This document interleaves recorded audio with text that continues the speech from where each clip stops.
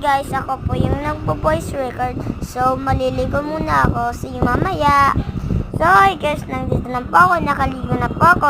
Samahan niyo po ako na maglinis ng aking kama. So guys, ako po yung nagpo-voice record ngayon. Nandito po ako sa aking kwarto at naglilinis ng aking kama. Inayos ko na po yung makunan ko tsaka yung ano ko. Tapos guys, nandito na po ako. So, ilalagay ko po yung paspasan doon sa harap ng pintuan ko. Tapos guys, babalik ako sa aking kama para ayusin ulit. Ayun. Tapos guys, ayan, inaano ko na po yung electric fan kasi guys, hihiga po ako dito sa electric fan. Ay, doon po sa kama ko. So, ayun na nga guys, nakahiga na po ako. Bye-bye, yun lang.